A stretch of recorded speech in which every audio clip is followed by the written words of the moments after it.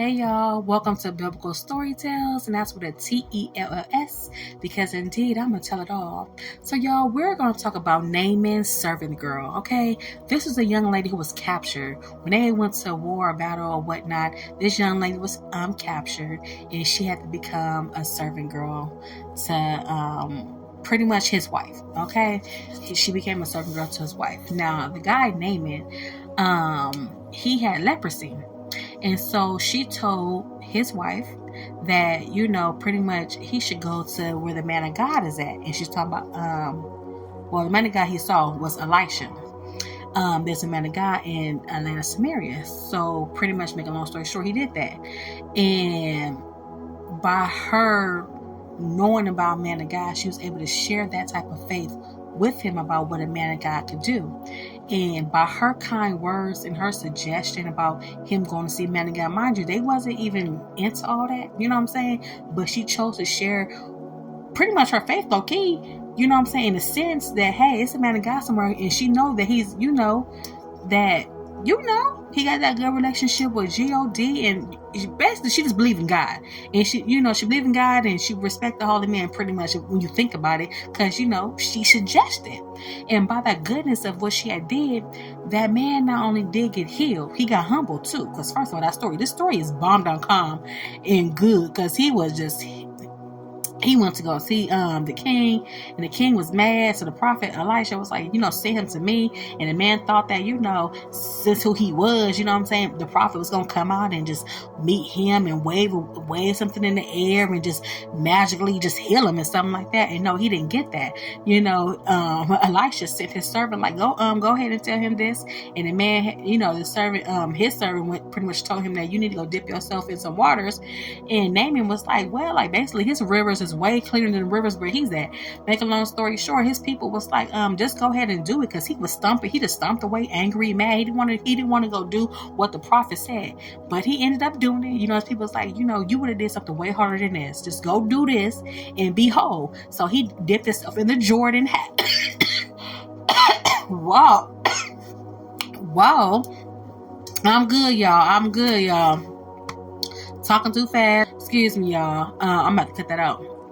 But he went on and did that, and got healed in the Jordan. Shout out to the Jordan, He went on and dipped himself in the Jordan and got well. But shout out to Naaman's servant girl, So we got to be like her sometimes. Sometimes you got to tell the people that you work for, whomever you with, about G-O-D, because you never know if they may get saved, especially if they don't know nothing about them. Just go see the goodness of the Lord. And he saw the goodness of the Lord. Chapter 5. Published by Bible Gateway. The message. 5 Naaman was general of the army under the king of Aram. He was important to his master, who held him in the highest esteem because it was by him that God had given victory to Aram, a truly great man, but afflicted with a grievous skin disease. It so happened that Aram, on one of its raiding expeditions against Israel, captured a young girl who became a maid to Naaman's wife. One day she said to her mistress, "Oh, if only my master could meet the prophet of Samaria, he would be healed of his skin disease."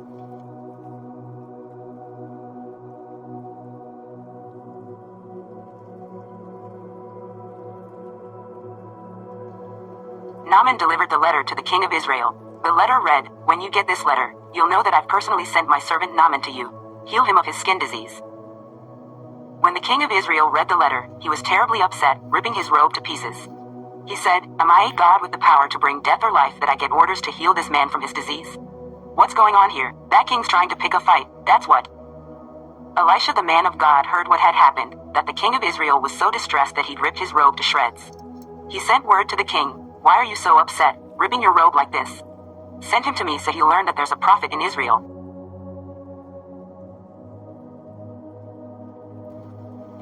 Elisha sent out a servant to meet him with this message, "Go to the river Jordan and immerse yourself 7 times. Your skin will be healed and you'll be as good as new." Naaman lost his temper. He spun around saying, "I thought he'd personally come out and meet me, call on the name of God, wave his hand over the diseased spot, and get rid of the disease. The Damascus rivers, Abana and Pharpar, are cleaner by far than any of the rivers in Israel. Why not bathe in them? I'd at least get clean." He stomped off, mad as a hornet. But his servants caught up with him and said, "Father, if the prophet had asked you to do something hard and heroic, wouldn't you have done it? So why not this simple, wash and be clean?" So he did it. He went down and immersed himself in the Jordan 7 times, following the orders of the holy man. His skin was healed. It was like the skin of a little baby. He was as good as new. He then went back to the holy man. He and his entourage stood before him and said, "I now know beyond a shadow of a doubt that there is no God anywhere on earth other than the God of Israel. In gratitude, let me give you a gift." "As God lives," Elisha replied, "the God whom I serve, I'll take nothing from you." Naaman tried his best to get him to take something, but he wouldn't do it. "If you won't take anything," said Naaman, "let me ask you for something. Give me a load of dirt, as much as a team of donkeys can carry, because I'm never again going to worship any god other than God. But there's one thing for which I need God's pardon. When my master, leaning on my arm, enters the shrine of Rimmon and worships there, and I'm with him there, worshiping Rimmon, may you see to it that God forgive me for this." Elisha said, "Everything will be all right. Go in peace." But he hadn't gone far when Gehazi, servant to Elisha the holy man, said to himself, "My master has let this Aramean Naaman slip through his fingers without so much as a thank you. By the living God, I'm going after him to get something or other from him." And Gehazi took off after Naaman. Naaman saw him running after him and jumped down from his chariot to greet him. "Is something wrong?" "Nothing's wrong, but something's come up. My master sent me to tell you. 2 young men just showed up from the hill country of Ephraim, brothers from the guild of the prophets. Supply their needs with a gift of 75 pounds of silver and a couple of sets of clothes." Naaman said, "Of course, how about 150 pounds? Naaman insisted. He tied up the money in 2 sacks and gave him the 2 sets of clothes. He even gave him 2 servants to carry the gifts back with him.